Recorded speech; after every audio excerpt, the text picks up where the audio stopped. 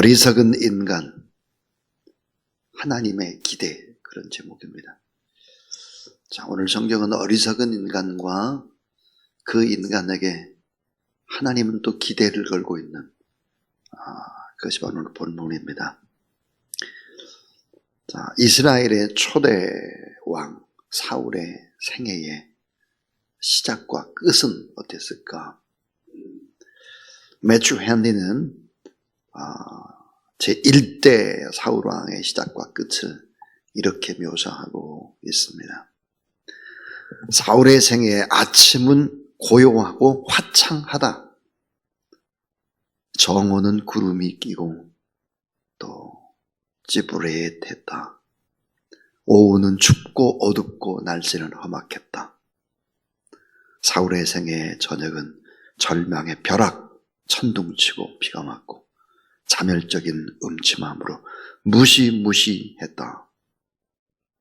이게 사울의 초대왕 사울에 관한 매추의 네 표현인데 정말 기가 막힌 표현 같습니다.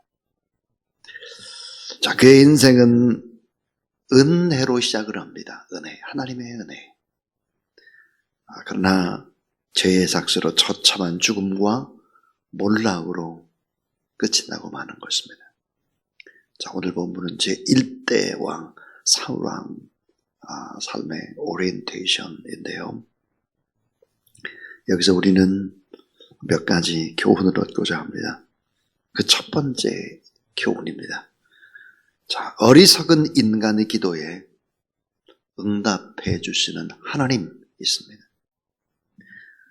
너무나 어리석은 인간이 하나님 앞에 막 요구를 해요.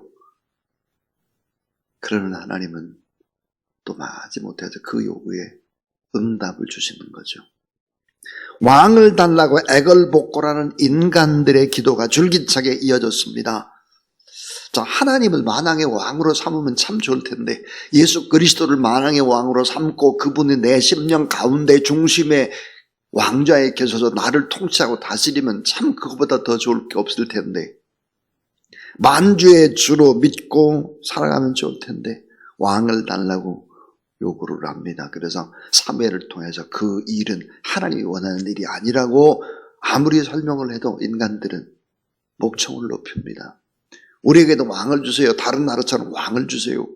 왕이 우리를 좀 보호하고 싸우고 우리가 좀 행복해질 수 있도록 그렇게 도와주세요.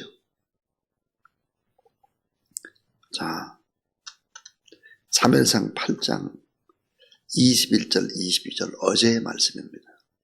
사무엘이 백성들의 말을 다 듣고 여호와께 아뢰매 여호와께 사무엘에게 이르시되 그들의 말을 들어 왕을 세우라 하시니 사무엘이 이스라엘 사람들에게 이르되 너희는 각기 성읍으로 돌아가라 하니라 그랬습니다. 결국은 백성들이 막 왕을 달라고 하니까 마지못해서 사무엘을 불러가지고 그들에게 왕을 세우라 이렇게 응답을 주는 거죠. 하나님은 크신 능력과 권세의 왕이시지만 인간을 너무너무 사랑하십니다. 여러분, 자식을 이기는 부모가 없잖아요. 자식에게 다 져주죠. 하나님은 어리석고 작고 초라한 자녀들에게 어떻게 할까요? 져주십니다. 창세기 32장 약복나루에서 간절히 인간적인 욕심을 가득히 가지고 야곱이 밤새워 하나님 앞에 기도합니다. 복을 달라고 기도하죠. 천사와 씨름을 합니다. 그래서 그 이름을 이스라엘이라고 바꿔주죠.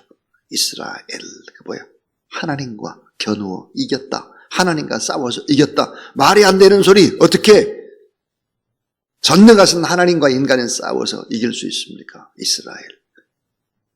말이 안 되죠. 반대로 하나님이 그냥 져준 겁니다. 하나님이 그냥 져줬어요. 왜 져주셨을까요? 사랑 때문에. 왜 져줘요? 변화되겠지 하는 기대감을 가지는 것입니다. 인간이 어떻게 전지전능하신 하나님과 대항해서 겨눠서 이길 수 있겠습니까? 어리석은 인간의 응답 주시는 하나님은 우리를 사랑하기 때문에 져주시고 또 나중에 훗날에는 알게 될 것이다 라고 하는 것을 이미 그 계획 속에 넣고 계시기 때문이죠. 자, 두 번째입니다. 두 번째는 어리석은 인간을 왕으로 세워주시는 하나님입니다. 자, 어리석은 인간을 왕으로 세워주세요. 근데 오늘 이 본문 속에는 하나님께서 지도자를 세우는 원칙이 나옵니다. 왕을 세우는 원칙, 지도자를 세우는 원칙. 자, 여러분 성경에 보면 장로님을 세우는 원칙, 기름 부음 받은 자를 세우는 원칙, 이런 다 원칙들이 있잖아요. 성경에 보니까 하나님께서 지도자를 세우는 원칙이 나오죠. 오늘 1절 말씀. 베냐민 지파의 기스라 이름하는 유력한 사람이 있으니 그는 아비엘의 아들이요 스롤의 손자요. 자, 쭉 나오죠. 자, 하나님께서 지도자를 세우는 원칙이 뭘까요? 그 하나가 뭐냐면 가장 작고 연약한 자를 세우는 원칙입니다. 가장 작고 가장 연약하고 가장 형편없고 가장 무능한 이런 사람을 지도자를 세우는 거예요. 왜? 겸손하라고. 이 모든 것들이 내가 아는 거라고 그딴 소리 하지 말라고. 가장 작고 약한 자를 세워주죠. 어떤 지파일까요? 베냐민 지파. 아마 베냐민 지파에서 이스라엘의 제1대 왕이 나오리라 그 누구도 상상을 할 수 없었을 겁니까? 왜요? 12지파 가운데 가장 작은 지파. 힘이 없는 지파죠. 그래서 가장 작고 연약한 자를 세우는 거예요. 신명기서에 보면 왜 하나님께서 이스라엘을 선택했을까? 가장 작으니까, 연약하니까 선택하는 것입니다. 자, 여러분 모세라는 뜻이 무엇입니까? 물에서 건져내다예요. 세례예요, 세례? 이름대로 살았어요. 자, 모세는 어때요? 노예의 아들입니다. 히브리 노예의 아들. 자, 모세를 그런데 왕자로 삼아서 애굽의 심장부, 그 심장부에 들어가도록 하죠. 80세에도 그를 부릅니다. 뭐예요? 쓸모없는, 부족한, 연약한 인간을 부르는 거죠. 다윗, 형편없는 작은 자죠. 그래서 예수님조차도 어떻게 만왕의 왕 대신 예수 그리스도가 베들레헴에 그것도 자라나기는 나사렛에. 그래서 사람들이 뭐야? 무슨 나사렛에 선한 것이 날 수 있냐? 말도 안 되네. 그런 후미진 데서. 가장 작고 연약한 자를 세우는 것입니다. 지도자로. 그래야 자기를 내세우지 않기 때문이죠.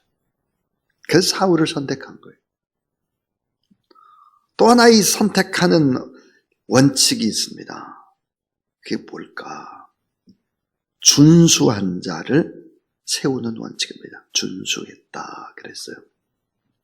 여러분 성경에 보니까 다윗도 보면 준수했다 그래요. 준수했다. 오늘 본문에 사울도 보니까 2절에 이렇게 돼 있죠. 자, 기스에게 아들이 있으니 그 이름은 사울이요 준수한 소년이라 그랬습니다. 자, 준수하다 그랬어요. 건강하다, 영과 혼과 육이 건강하고 또 지혜롭다, 그런 것들이 포함되어 있죠.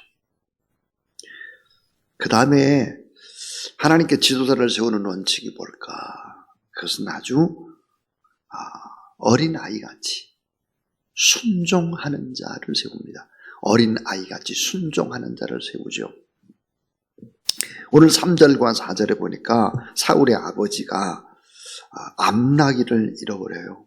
그리고는 사울을 불러서 그럽니다. 암나기를 찾아와라. 그러니까 이 사울이 이 아버지의 말에 순종을 해가지고 어떻게 하는가? 에브라임 산지를 헤매고 다녀요. 또 없으니까 살리사 땅을 다녀요. 시알 땅을 다녀요. 두루두루 다녔다 그랬습니다. 두루두루. 말 한마디 하니까 그걸 찾아보려고 여기저기 순종하며 돌아다닙니다. 자, 이 어린아이 같이 단순하게 순종하는 자, 이런 사람을 세우는 원칙입니다. 또 하나는 이것도 참 중요한데, 부모를 잘 공경하는 자를 선택합니다. 부모를 잘 공경해야 돼요. 이 지도자입니다. 오늘 사무엘상 9장 5절을 보면은, 자, 에브라임 산지 암락이 찾으려고 또 살리사 땅, 시알 땅 두루두루 다녔다가 나중에 보니까 아버지가 걱정하실 것 같다 이거예요.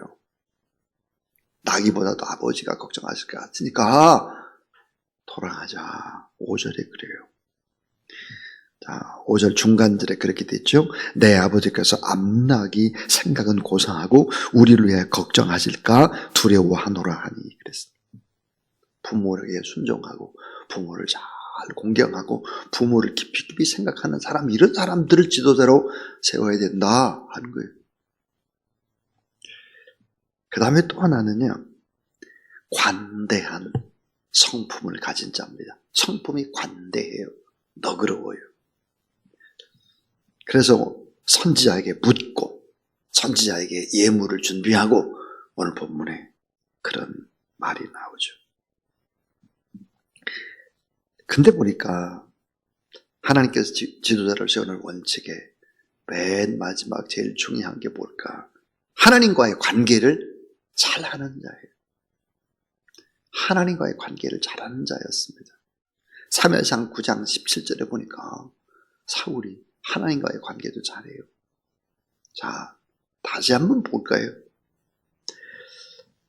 처음에 사울이라고 하는 이 사람은 어땠나 하는 거예요.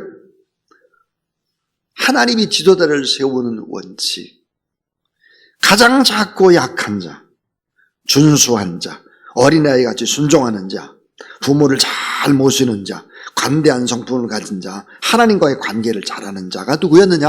사울이었다 말이에요. 이런 사람을 선택했다는 거예요. 그런데 여러분, 이런 자를 선택했는데 나중에는 어떻게 됐을까 하는 거예요. 나중에는 그렇게 하나님을 잘 섬기고 예배하고 순종하고 지혜롭고 총명했던 솔로몬을 선택했는데 나중에는 어떻게 됐을까 하는 거예요. 놀랍게도 여러분, 사울의 시작은 너무 좋습니다. 그러나 하나님의 선택된 하나님의 귀한 종들은 어떻게 할까? 시작보다는 끝이 훨씬 더 아름답고 찬란합니다. 여러분, 모세의 삶을 보세요. 노예의 아들로 시작하고 강에다 버려지는 그런 신세로 시작을 하지만 마지막은 너무 아름답죠. 예수 그리스도의 삶도 마찬가지. 하나님의 사람답게 인생을 살아간 사람들은 끝이 너무너무 좋은 거예요. 자, 이 선택받지 못한 사람들, 출발은 참 좋아요. 잘못된 길로 중간에 세상으로 빠져버리죠. 끝이 너무 처참합니다. 사울은 하나님께 버림을 받은 왕이었습니다. 그래서 끝이 이러합니다. 사무엘이라고 하는 선지자에게 책망과 사형 선고를 받고 졸도하죠. 쓰러집니다. 블레셋 군대와 길보산 전투에서 세 아들과 함께 처참히 죽어갑니다. 자, 부상을 입은 병사들에게 그의 칼로 자기 자신을 찔러 죽이라고 요청합니다.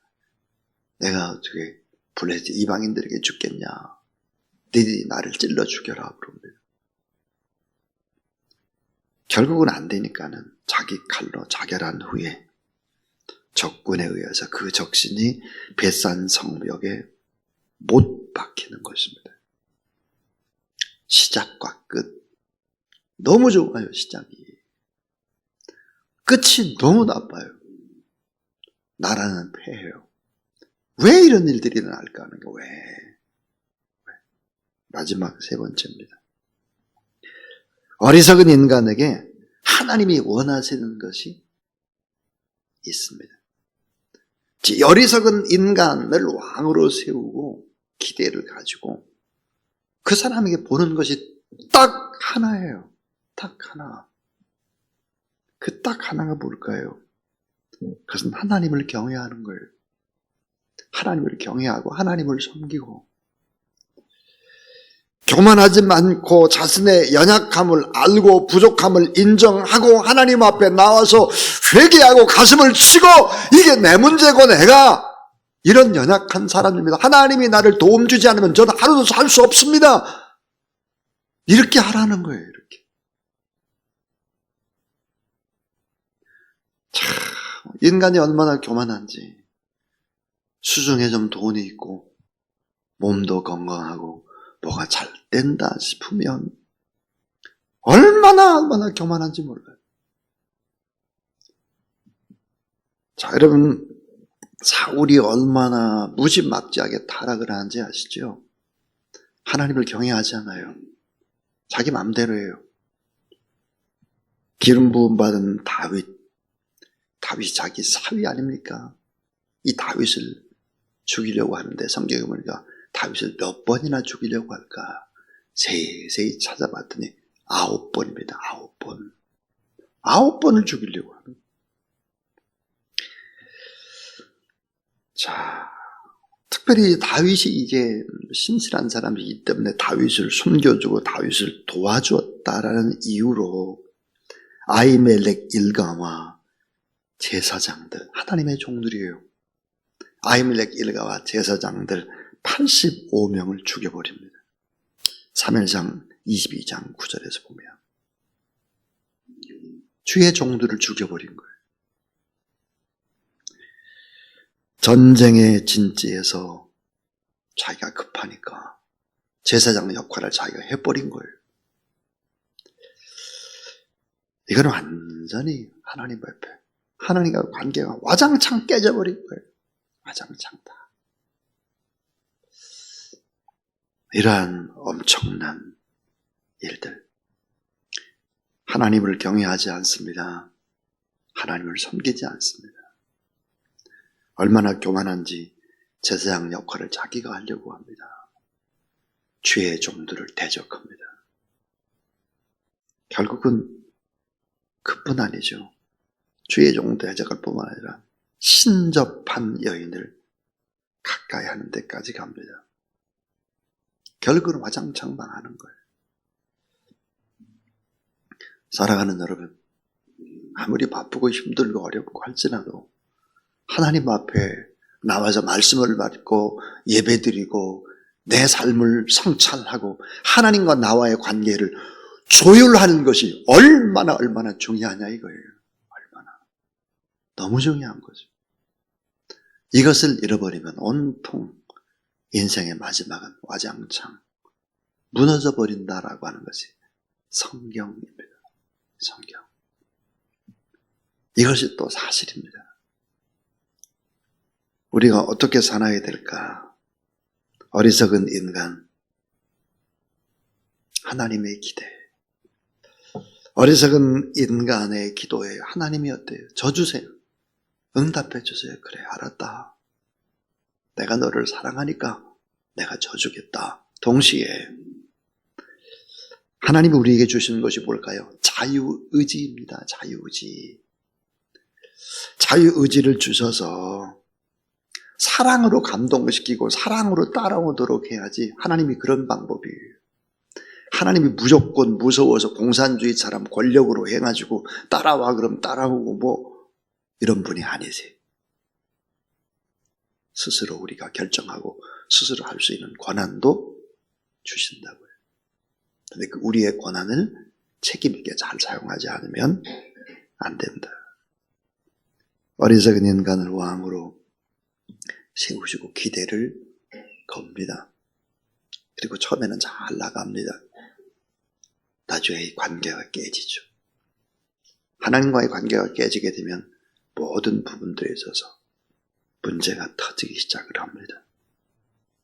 그래서 어리석은 인간에게 하나님이 원하는 한 가지, 그것은 하나님을 경외하는 거예요. 자신의 부족함을 늘 하나님 앞에 아뢰는 거예요. 이게 제 문제군요. 이게 어찌 제가 다른 사람의 문제라고 말하겠습니까? 그렇게 하고 하나님 앞에 자기를 성찰하고 하나님의 관계를 조율해 가는 것입니다. 그러면 하나님이 계속해서 우리를 믿어주시죠. 우리를 축복하시고 우리 같은 미약하고 부족한 사람들을 통해서도 가장 약하고 작은 자를 통해서도 하나님은 위대한 하나님의 역사를 이룬다 하는 것입니다. 여러분을 통해서 하나님의 큰 영광을 받으시고 여러분 때문에 주변 사람들이 다 잘 되는 이런 축복의 기름 부음이 넘치게 되길 주의 이름으로 축원합니다. 384장입니다. 384장.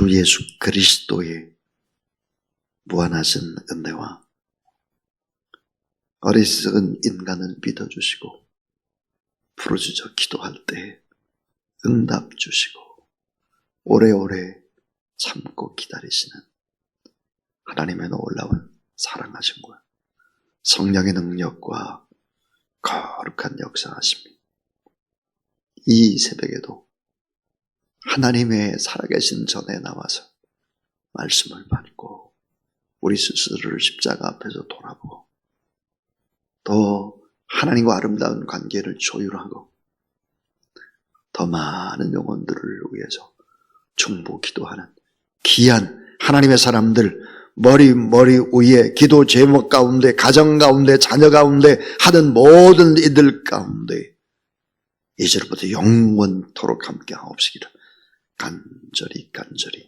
축원하옵나이다. 아멘.